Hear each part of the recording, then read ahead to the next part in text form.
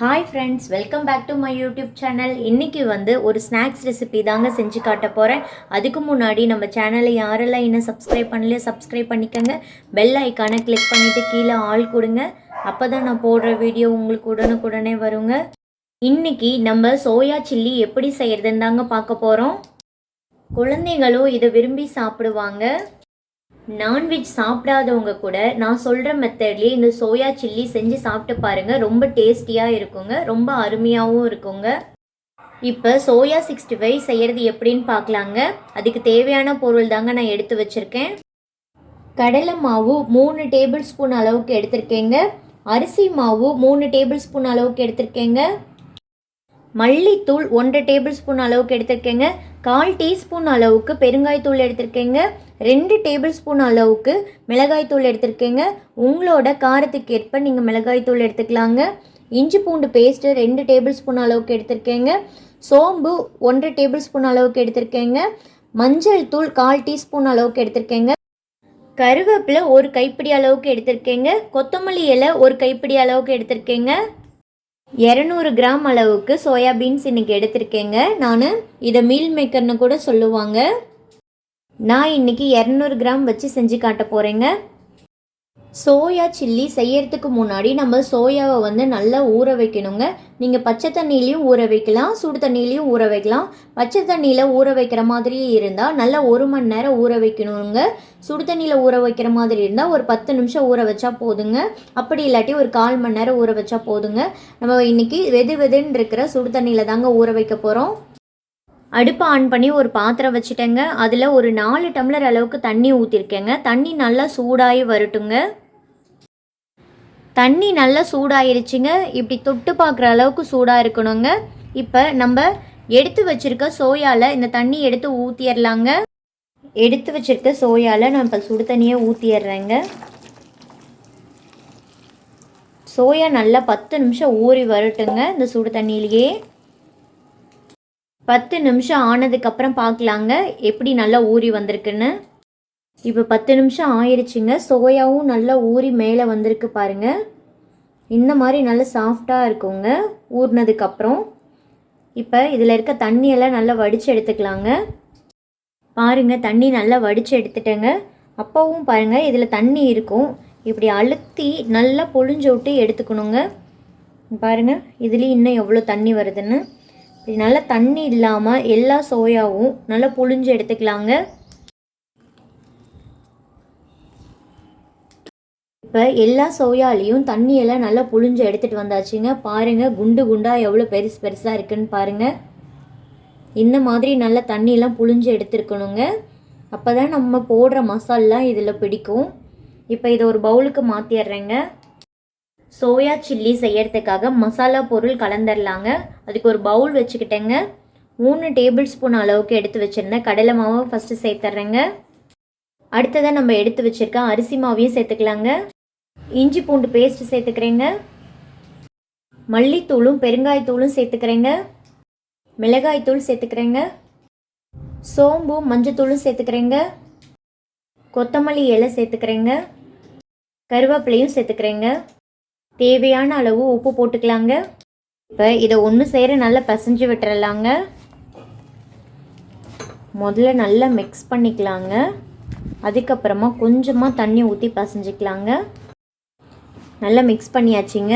இப்போ கொஞ்சமாக இதில் தண்ணி ஊற்றி பிசைஞ்சிக்கலாங்க. அதிகமாக தண்ணி ஊற்றினா மசால் பிடிக்காதுங்க சோயா சில்லியில். அதனால் கொஞ்சமாக தண்ணி ஊற்றி பிசைஞ்சிக்கலாங்க. இந்த மாதிரி கொஞ்சம் கொஞ்சமாக ஊற்றி பிசைஞ்சு விட்டுக்கோங்க.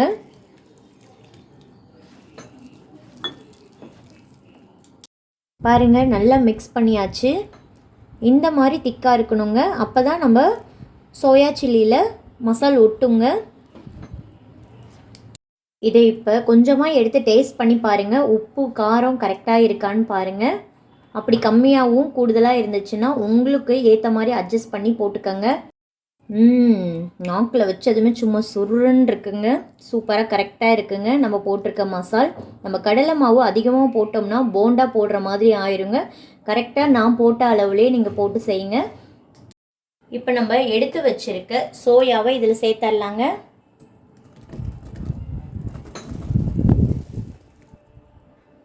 இப்போ கையை வச்சு இதை நல்லா மிக்ஸ் பண்ணி விட்டுறலாங்க.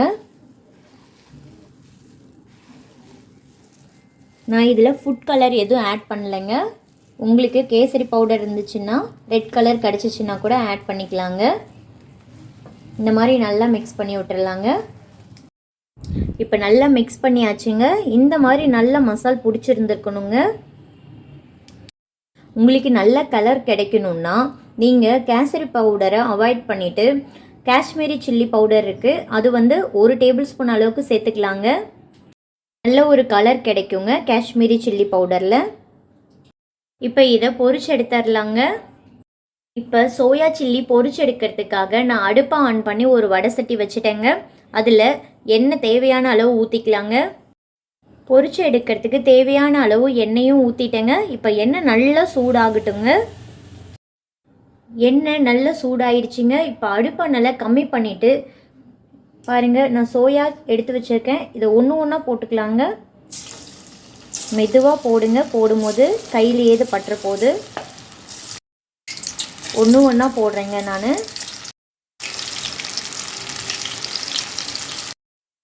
சோயாவை நம்ம போட்டது உடனேயே நம்ம கிளறி விட்டுறக்கூடாதுங்க. ஒரு செகண்ட் ஆனதுக்கப்புறம் நம்ம கிளறி விடணுங்க. இப்போ 1 செகண்ட் ஆயிடுச்சுங்க. நான் திருப்பி விடுறேன். பாருங்கள், நம்ம போட்டிருக்க மசால் எவ்வளோ பர்ஃபெக்டாக ஒட்டியிருக்குன்னு பாருங்கள். நம்ம மசால் வந்து அதிகமாக போட்டிருந்தோன்னா நல்ல போண்டா மாதிரி வருங்க, பஜ்ஜி மாதிரி ஆயிருங்க. அப்புறம் இந்த மாதிரி பதத்துக்கு கரெக்டாக நம்ம மசால் வந்து போட்டுக்கணுங்க. இப்போது அடுப்பானல கொஞ்சம் மீடியமாக வச்சுக்கலாங்க. மீடியமாக வச்சு ஒரு 2 நிமிஷம் வேக விட்டாலே போதுங்க. நம்ம ஆல்ரெடி சுடு தண்ணியில் போட்டு தான் எடுத்திருக்கோம், அதனால ஒரு 2 நிமிஷம் வேக விட்டாலே போதுங்க. இப்போ நம்ம 2 நிமிஷம் ஆயிடுச்சுங்க. இதை எடுத்துட்றேங்க. நம்ம மசால் வந்து கரெக்டாக போட்டிருந்தோம்னா நம்ம போட்ட உடனே வந்து மசால் எண்ணெயில் போட்டதுமே தனியாக பிரிஞ்சு வராதுங்க. பாருங்கள், நம்ம போட்ட மசால் கொஞ்சம் கூட தனியாக பிரிஞ்சு வரல பாருங்கள். இதுதான் பர்ஃபெக்டான பதங்க. இப்போ இதை எடுத்து ஒரு பவுலுக்கு மாற்றிடுறேங்க. திரும்பவும் இன்னொரு அடைசல் போட்டுக்கிறேங்க.